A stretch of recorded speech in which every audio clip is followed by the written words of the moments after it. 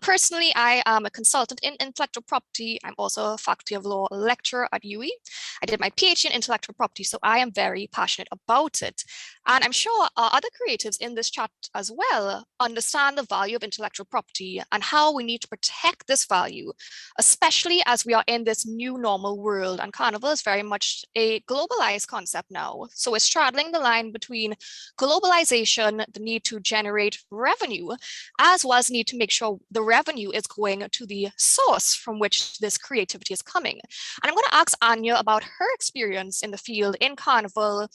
We all know Anya as her excellence in design, and I would like to hear, Anya, about projects you've been doing recently and how you have innovated in this area recently. Sure. Well, thanks so much for having me. Nice to see all of you. I'm sorry I was a little late. I, as a fashion designer, obviously IP is something that is a bit of a struggle. It's really hard to to own a design, but certainly, particularly, and it's wonderful to be on the panel with Mark because we have been doing a lot of work together over the last year with my relatively new brand, Wildflower, and getting into the world of NFTs has helped, not necessarily in particular, with IP of fashion design. I think that will, if it hasn't evolved already, it will continue to evolve. But the smart contract aspect of the NFTs is really, really powerful for creatives. Part of the issue with IP, I think, as a designer or as any creative, is not only that it's sort of inaccessible financially, like Derek was mentioning, with having to hire very experienced lawyers like you, but the entire process is onerous, just like any other thing in business. As a smaller entity, it's there are mountains and mountains of paperwork and follow-ups and all this stuff you have to do. It's like, it's not the most enjoyable part of being a creative, so we generally avoid it, I mean, myself included. So I think what we've been doing, not necessarily specifically because of the IP stuff, but Mark and I, his company Zed Labs, and my company Wildflower, have come together to develop a technology aspect of the brand, which is multifaceted. Because of Mark's guidance, I've been able to learn a lot about the possibilities with NFTs, as well as the metaverse and digital fashion.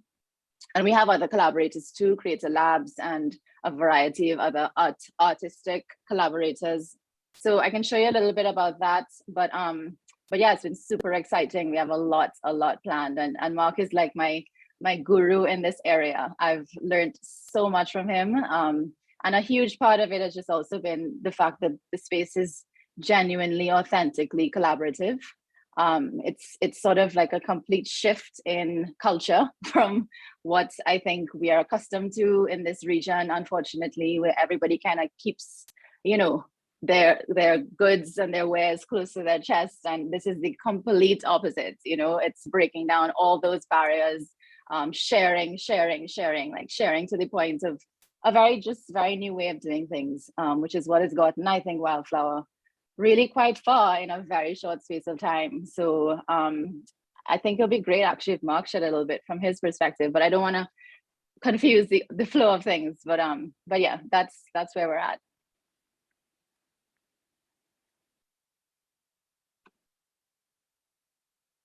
Do I jump in, or is that? Yeah, I think sorry it's actually about that. Really My internet just stuck a little bit. But you continue, Mark. You continue. Yeah, definitely. I think it's it's very interesting, like going in with the topic of IP and then talking to Anya about it, and like it's actually a very different world when you go into not only the technology space but the blockchain space, because of the radical transparency behind it. You go into technology, you'll be able to, like, one of the most popular applications out there is a completely open source application, and you can pull down the code, you can run it, and you can go and launch your own version of that application out there. And it's a very, very interesting way of approaching things, because this openness allows you to build a community around your brand and sharing ideas and just vibrant conversations, and people just start gravitating towards it. And that's what helps build your brand, and that's what helps validate the source of all information or the source of all value.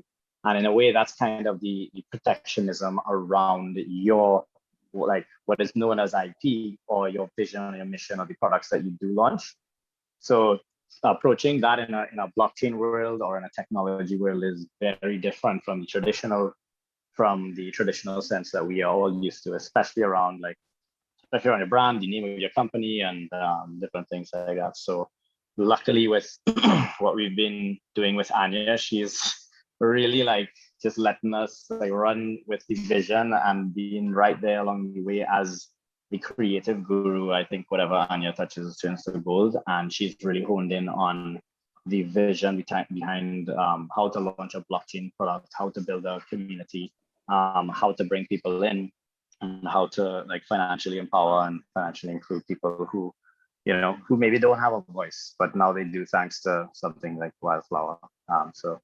Well, Mark, I love this collaboration between you and Anya. And as she had said, you are really the person behind the blockchain aspect and the NFT aspect of Wildflower. And I see a question in our chat that I'm hoping maybe you can share some information on, or some advice. So Chrislyn Lashington asked, as a creative making content that is mostly for the Caribbean diaspora, I'm concerned about how viable this market is. Do we know the potential size of the market now and in the future among Caribbean people globally?